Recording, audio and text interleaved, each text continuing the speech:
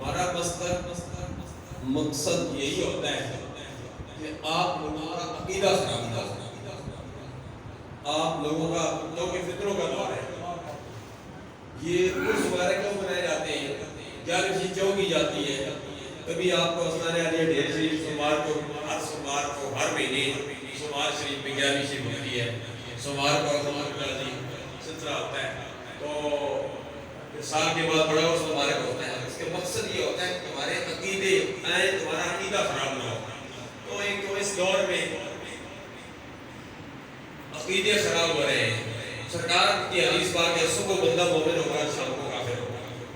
اس لیے مدارس کے ساتھ وابستگی، علماء کے ساتھ وابستگی اور پیرانے نظام کے ساتھ وابستگی، اور وہ بھی امیر جو سید زادے ہوں ان کے ساتھ وابستگی اس دور میں بڑی ضروری ہے۔ جب تک وابستگی نہیں ہوگی ہمارے عقیدے خراب ہو جائیں گے۔ اس دور میں آپ نئے خیال رکھیں کیا کر رہے ہیں۔ ہم سنی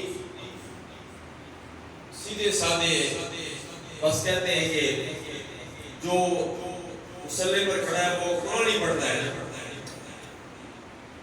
وہ بھی نماز پڑھتا ہے،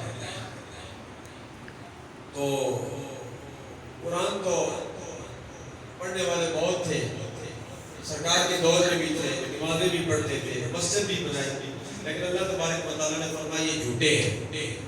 اس چیز کو نہیں دیکھو دوسرا قرآن پڑھ رہا ہے، مصلی پہ کھڑے ہو کر نماز پڑھا رہا ہے، قرآن پڑھے خوبصورت انداز میں پڑھ رہا ہے۔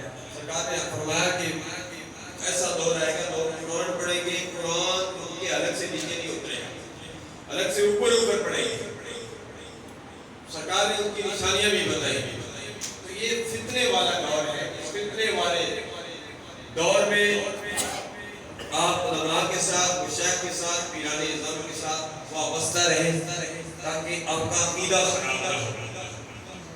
اس لیے ہم بھی آپ کے پاس آتے ہیں، بیلوس آتے ہیں، کوئی ہماری مانگ نہیں ہوتی، کوئی ہماری فرمائش نہیں ہوتی، ہماری خدمت کرو، ایسے کرو، ایسے کرو، للہ فی اللہ۔